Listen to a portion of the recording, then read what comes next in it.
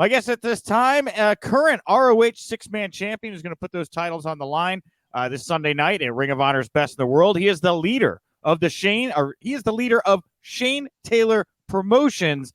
It is Shane Taylor. Shane, welcome back to the Wrestling Inc. Daily. Thank you for having me, brother. It's an honor. No pun intended. Yeah, well, Shane, to start it off, how are you feeling right now, man? The business is about to make a big change. You're going to have fans here in front of you this Sunday night. How are you feeling right now in this moment? I'm excited, man. Fortunately for SSTP, we've been all around the country. Some places have been less strict with restrictions and all that stuff. So we've been able to get back in front of crowds numerous times before this point. So going into Best in the World, obviously we're super excited to have the Ring of Honor fans back. It's going to be crazy. The energy is going to be through the roof. But I think that's just one more thing that works to our advantage, is that we're not going to have the nerves of, okay, it's our first time back in front of people in however many months, right? So not only do we have the decided advantage with cohesiveness as a unit, right, but we've also kind of already prepared ourselves for all of the distractions and all of the things that a crowd can bring. So I'm excited. Yeah, and I mean, just kind of looking back here, I mean, when you look back on this pandemic era, I mean, what are you going to think about? What memories come to mind for you right now, Shane? Pride, honestly. Yeah. Not only being able to deal with a very unique and a very tough situation, but I'm proud of the way that ROH handled it, not only with the performers, but the men and women on the roster who've been busting their ass to make sure we put on the best show possible for our fans. I think when you stack it up against every other company in the world, if you put our product next to theirs, there's nobody topping us right now. So for me, the ability for us to be able to go out, do that, put on the performances and the displays that we have up until this point is absolutely incredible. And for us, for STP personally, I feel as though this time has allowed people to appreciate some of the things that we do that they didn't get a chance to when there was fans around, right? Because for me personally, the way my style is, I talk a lot of trash while I'm in the ring, and you're able to hear that with no crowd, whereas before you don't pick up on those things. So I think that immersiveness allows people to appreciate some of the things that we do more, and that aspect of our performances. But going back to fans now, I think they're going to be not only entertained by the things we say, but what we do, and the overall swagger that we bring to ROH. Yeah, and with STP, because you guys were about to really pop off like just before the pandemic really broke, correct? Oh yeah. Oh yeah. For sure. So like, how did that initially affect the momentum, the plans that you had? Because you guys have really rocked and rolled, straight through it. I think there's a little bit of mix up, with the lineup there down to the three of you guys now, but like, you guys have been able to get in there, have some wins, meaningful time together. This is a unit. I would imagine maybe the run would have been a little bit different had the plans continued with whatever you guys had in store in front of fans and things like that. For us, I think we almost better than anyone have been able to maintain the momentum that we had going into this, and hit the ground running coming out of it, because I think again, people have been able to watch not only myself but Khan, Moses, O'Shea sort of grow up through this era, right? And they've been able to track and see just how much confidence, how much improvement that they've had from when we first debuted up until now. Couldn't be prouder of everybody involved. It only goes to show the hard work and the dedication that they have to making what we do not just the best thing going in ROH, but the best thing going in all of professional wrestling. So I'm excited for baddest in the world. And I know I keep saying that, but I'm jacked, man. Like, I'm ready to go. We have a point to prove. It almost seems like every single time they go out there, we go out there, somebody does something to put that chip on our shoulder, which is much appreciated because we want that and we need that. So I'm excited, man. It's going to be one hell of a match. You've got SCP, myself, Conan Moses against Dalton Castle, Eli Isom, and Dak Draper. Right. Strange bedfellows, so to speak. Right. But, Dalton is a former world champion. He's a former 6-time champion. He's been able to lead an unlikely team to championship gold before. It won't happen on Sunday, but he's been there. Yeah, and here, wait 1 second. Sorry, I have a random Skype call that's coming in. I don't even have Skype open on my computer, so I apologize about this. Okay. Yeah, I don't know. I thought that might have been mine because I just left Skype, so I was like, "Oh, is that me?" No, I don't know why that's happening. I don't think I can open Skype anyway because it'll be like, here, go away. I don't know why this is happening right now. It's all good. Turn off all notifications from Skype. Yes. All right. Here we go. All right, I'll get back to this. 3, 2, 1. All right, we were just talking about Dalton here, right? These are strange fellows, right? Dalton in this match, these other two don't really seem like cohesively into it, right? Like we don't really know what's going to happen when we get, STP, which is this, defined group here. You guys are really groove versus these three. Talk to me a little bit about Dalton first here. Like this guy has been around. You guys have had a lot of interactions over the past 6 years that you've been with the company. How is Dalton different now? What do you see in this guy as compared to what you've seen in previous years from Dalton Castle? Dalton Castle, regardless of the quirks, regardless of the mannerisms, regardless of the aura he puts out, he kind of puts you off into thinking he's this goofy guy. But when you really look at it, he's one of the most legitimate competitors and one of the most legitimate athletes in the company. And he's proven that by becoming Ring of Honor World Champion, which is something, so many people have never gotten the chance to do. He's reached the top of that mountain. So we always know that he has that in his bag. He has that in his arsenal. Now, whether he puts that together and whether he brings all of that is on his A game and the three of them can mesh, that's yet to be seen. But, one of the dangerous things about having a team that's unpredictable like that is there's nothing really to scout, right? Because we can scout them individually, but we have no idea how they're going to work together on that night. You know what I mean? So we've got to be prepared for anything.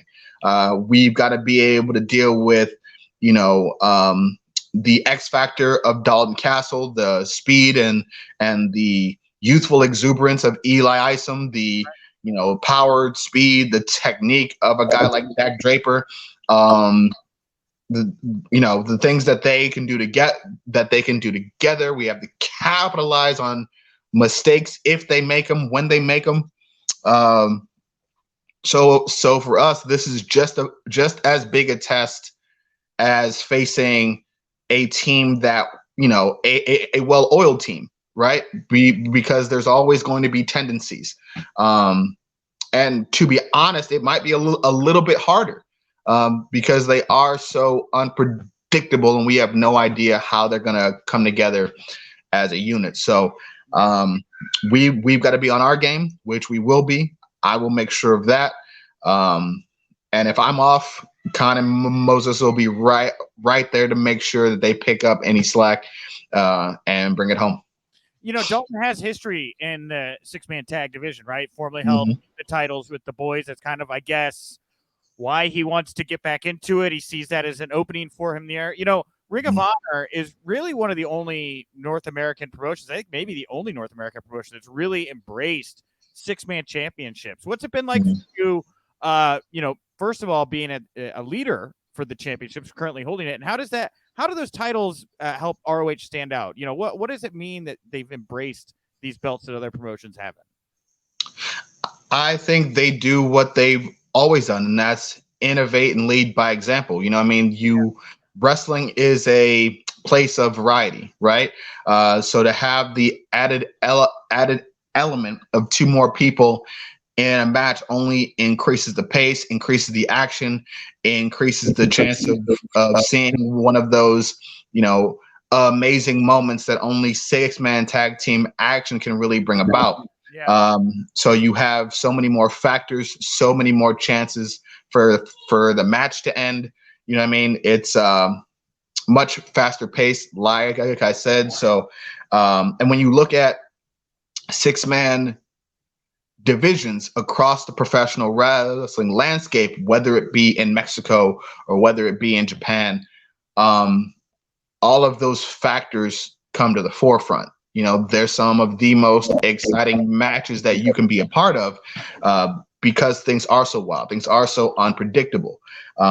So for us, we are on a mission to not only prove we're the best three-man unit in our ROH, but in the world. You know what I mean? So I see people with six-man titles in Japan. I see them with, in Mexico. And at any point in time, if they want it, they know where we're at. Yeah. Yeah. And, you talk about wrestling people from all over the world. You guys obviously won the titles by defeating the Mexa squad. Yep. Those guys, you talk about high flying. I mean, the six-man tag match is really kind of something that's ingrained in them. How is it working? How is it working with them? And moving at that speed, I'm sure there's a lot of ideas coming at you when working with a crew like that. I mean, there's three of the best athletes and performers in ROH, hands down. The key to the game plan for that is obviously being able to stop that momentum, to ground them as much as possible, to make them fight at our pace, and impose our will, which is not an easy thing to do against three athletes the caliber of them. But we were able to do that not once, but twice. You know what I mean? So we wanted to prove that it's not a fluke, that we're legit as a unit, and we did it under lucha rules. You know what I mean? Which for me is the most impressive thing, because anybody can say they're the best at a style of wrestling when it fits their style. Right. When you create a whole division that is surrounded by and made up of things you do the best, you had better win. You see what I'm saying? Yeah. So for us, changing the rules to fit us doesn't make us the baddest team, doesn't make us the baddest, the baddest group. Doing what we do and walking into your house under your rules, the way you want to fight and beating your ass, that makes us the baddest. You see what I'm saying? Yeah. You can beat anyone at home, but going on the road and getting the job done, that's what champions are made of. Yeah, that's why I asked about what it was like to work with those guys and be in that lucha space, because again, you are big, strong dudes that want to ground and pound and rough you up, and that's a lot of ways kind of the antithesis of like what that style is. Yeah. I mean, but that's that strategy. You know what I mean? You have grapplers and strikers, and styles make fights. You know what I mean? So people want to see, can we stop them? What happens if they do get going? What happens if they start going aerial? How do we counter that?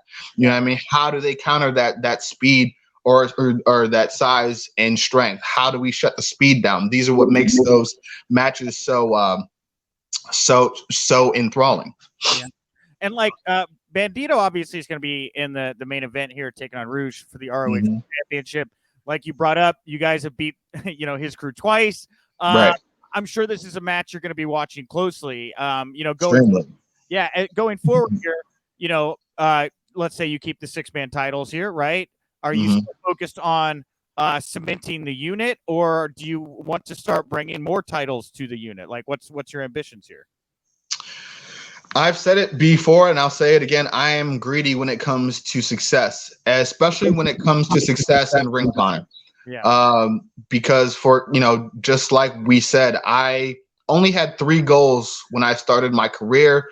And then as I transferred into creating STP, that is to establish my legacy, help my guys establish theirs, and leave no doubt in anybody's mind. So in order to do that, more championships have to be won. Legacies have to be cemented further. Potentials have to be reached.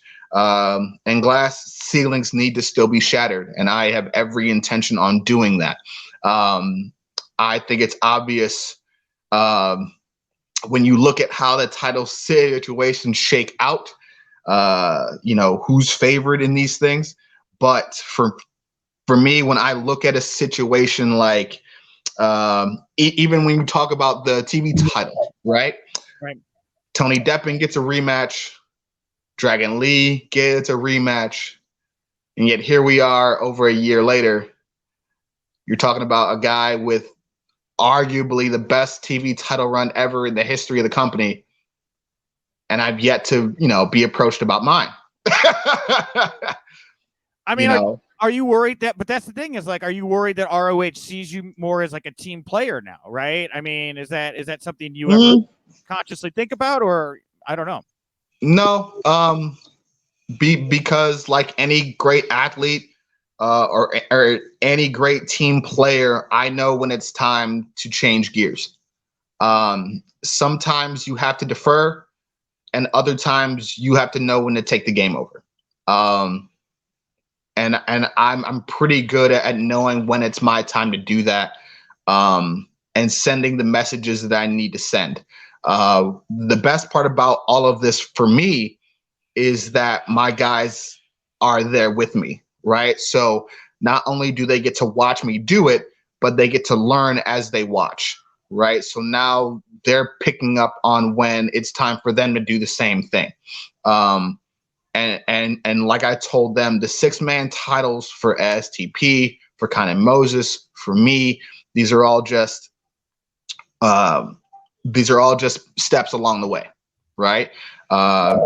They are going to be the cornerstone of the Ring of Honor tag team division for a very long time.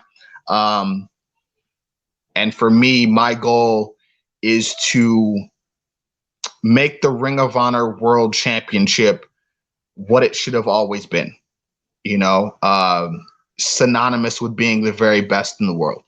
It pisses me off to no end when I watch sites or whoever make these lists of world champions and Ring of Honor isn't on there.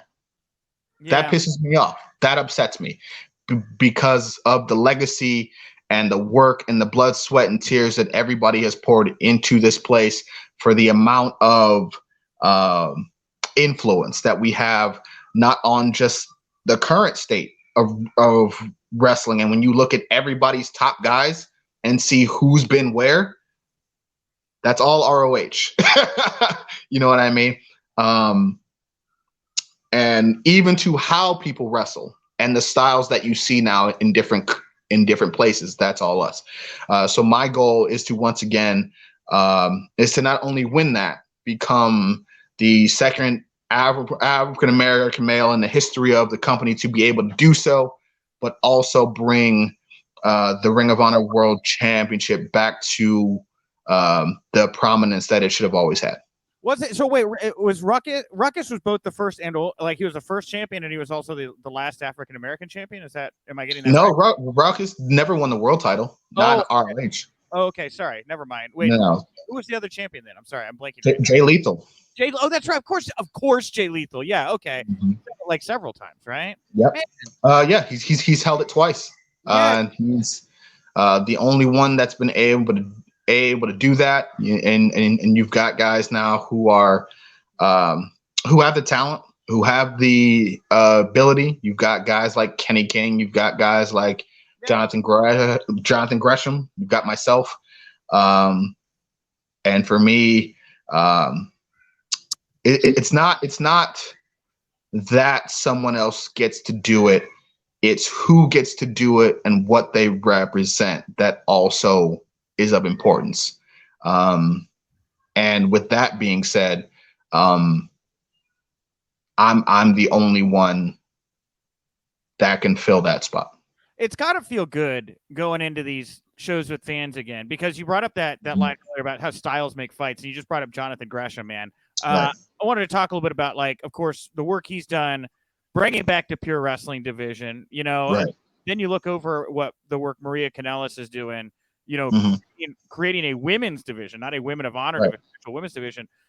Coming out of this kind of hibernation the company's been in, the company's really, in my opinion, morphed a lot for the better during this period of time. And, like, knowing how motivated you are right now and where you see yourself, but knowing where the whole company is coming from when these shows are going to be starting again, I mean, it's got to feel really nice. It's got to be very exciting thinking about everything that's on the horizon here right now. Oh, for sure. It's like I'm trying to find a good analogy, but it's like rope-a-dope, right? In boxing, we've sat back and kind of let everybody sort of punch themselves out, and we've just waited and waited, and now it's our turn to swing.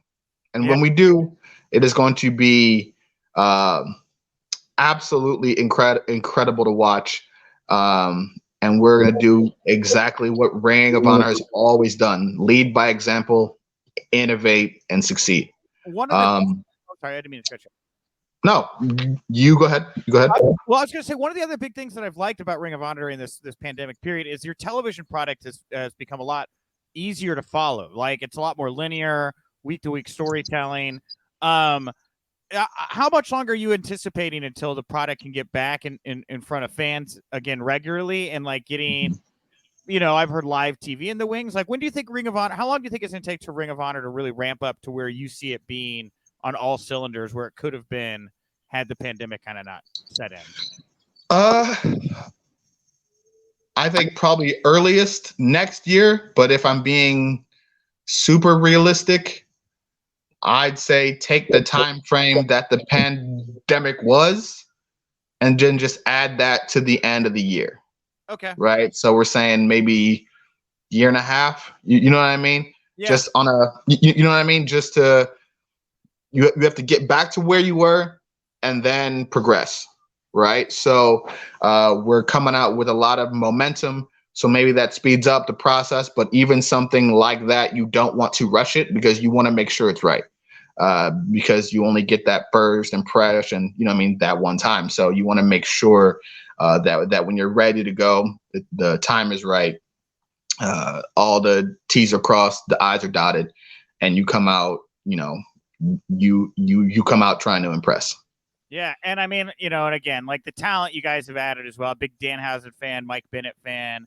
It's just it's cool, man. Like, I think people are going to see a very different Ring of Honor than they remember pre-pandemic, and I don't mean that in a bad way, but I just think that of course, like, you guys have taken the time to really refine the vision and flesh out these different, divisions and thing like that. And it's just really cool to watch, man. Oh yeah, and that's one of the fights that it intrigues me the most is Gresham versus Bennett. Yeah, me too. Because, like I said, man, I've been telling people this whole time, and whether they want to believe it or not, there is a side of Gresham that people don't get to see. I know it's there because I know Jonathan Gresham. Okay. Right?